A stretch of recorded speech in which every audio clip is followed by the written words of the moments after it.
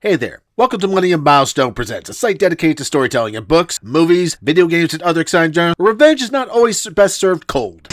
Right? Wrong. I always knew I liked Sylvester Stallone a little bit better.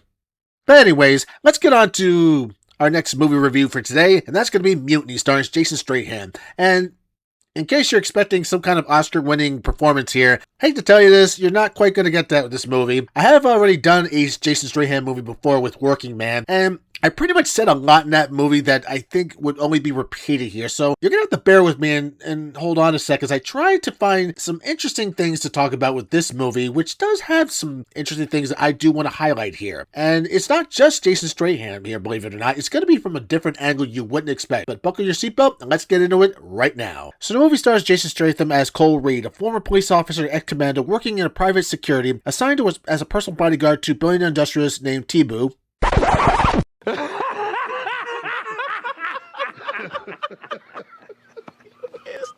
Stop laughing. No, not Timu. Tibu, who's murdered indirectly in front of Reed and is promptly framed for the assassination. Now a fugitive hunted by law enforcement and shadow operatives, Reed fights to clear his name. His investigation uncovers a far-reaching international conspiracy tied to his late employer's transport empire, tracing the mastermind's operations to the open sea. Reed infiltrates a massive cargo vessel, the Artemis, where he discovers a human trafficking ring orchestrated by corrupt crew members and corporate conspirators trapped aboard. Reed must dismantle the hostile crew, rescue the hostages, and track down the puppet masters responsible for setting him up. Let's get dangerous. And no, I'm not looking to get into a fistfight with Jason Stratham. Nobody's that stupid enough to do that. My point with that little statement there, let's get dangerous, is let's look at things about revenge. Why do I mention that? Because a lot of Jason Statham's movies strive around the idea of revenge, which I don't mind. Those are really great premises for any great action flick or any movie that you or type of genre you do in that way. And the premise of this is not bad. Good example of what I mean by that. Look at the movie Gladiator, for instance, starring Russell Crowe. Maximus, the main character of this movie, wanted revenge against communists for not only murdering the emperor, his father, but also that of Maximus's family. So Maximus, by the time he's pitted as a slave and a gladiator in the pits of the gladiatorial arena, he is foaming at the mouth for revenge. That, in comparison to Cole Reed, the main character of Mutiny, it's a little slightly weak in comparison. And the reason I say that is Cole's motivation for revenge is because his employer gets murdered. And yes, he of course gets framed for the murder, but that's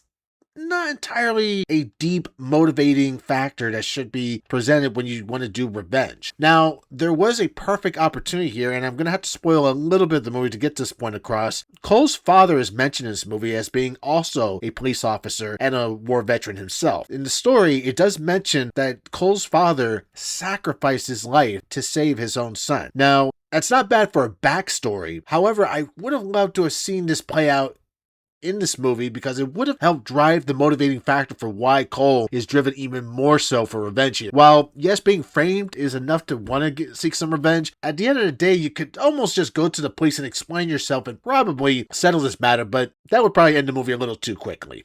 Move this man! No! Okay, settle down. I get it. I'm dunking on a film again like a typical critic would, but just hear me out, because I do have positive things to say about the film that you might want to actually hear about too. I mean, again, the revenge story is really good, and also I like, again, this is touching on a real-world subject, which is human trafficking, which it does touch on that theme very well, and drives a little bit more the motivating factor for Cole want to get revenge and, you know, seek justice at the same time for people who are innocent and need help. And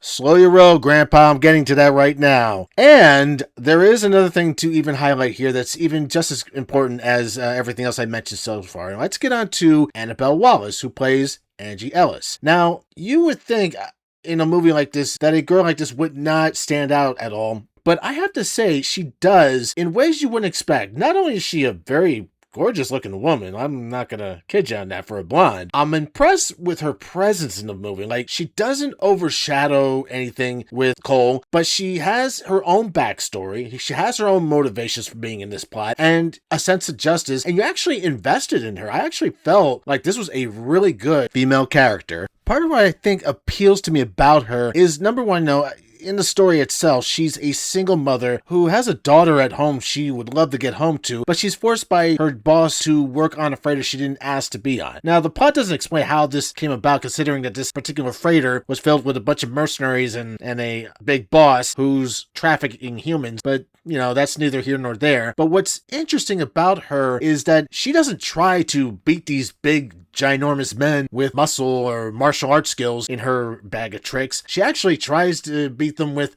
quick wit and outsmarting them by hiding and biding her time and taking them out whenever they least expect it. Maybe it's just me, but there's something about her that reminds me of Jodie Foster in Silence of the Lambs. Like, that character is what I think of when I look at Ellis here, and I hope that Hollywood looks at her a little more closely, because she could be something if they use her correctly.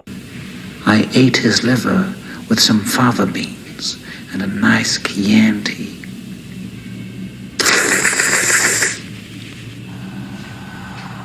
Or maybe not.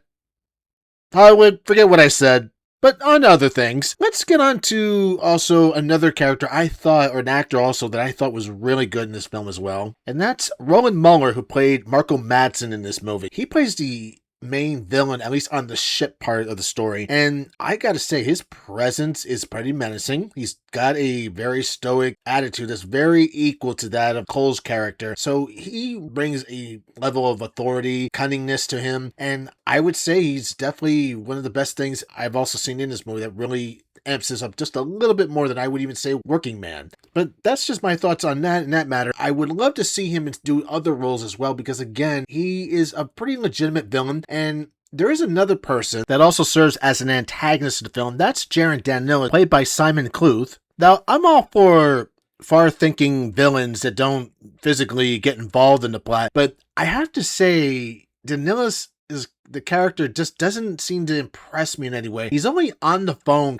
communicating with Marco Madsen, and while yes, he kind of does things that are pretty low and despicable considering he's involved in the human trafficking ring, I don't feel that's nearly enough to make him a hateable character, and that's kind of what you want in antagonist. This is somebody you want to get their comeuppings, and I felt like the Furious did a better job with this same type of character who did exactly the same thing. The only difference is he was also a physical fighter. So I think what could have happened, and I don't necessarily think he had to be someone that physically got involved in the plot, but he should have been present on the film, or at least towards the end of the boat scene where he tries to come over and salvage his operation before anything goes wrong. That would have been a better way to end the story than the way we got it towards the end, which I'm not going to spoil here. It is a proper send-off to this villain, but it's still kind of weak in comparison to other ways it's been done. As for Jason Stratham himself, I mean, what can I say? His range of acting isn't very expansive, so you're not going to get a lot out of him in an action film like this, and there's nothing wrong with that. This is then the job of the writer to find a way to make a stoic character stand out in films like this, and that has been done before. I mean, look no further than Bruce Willis's Die Hard, where you had McClane, who was this charismatic cop who really liked to joke while he was dealing with danger. So that was something that the writer did very well in that fashion. That's just an example right there. As for the entire movie itself, I'm gonna say it's just above decent. It's not a bad film. It's a typical action flick, so you're not going to get a wide range of cinematic performances here. But there are standouts in this, as I just mentioned in this. And maybe some of you saw other things that were really good in this film that I maybe missed that was also pretty good as well. But hey, that's all I got to say about Mutiny. Let me know what your thoughts are. Like, share, and subscribe, and you best better believe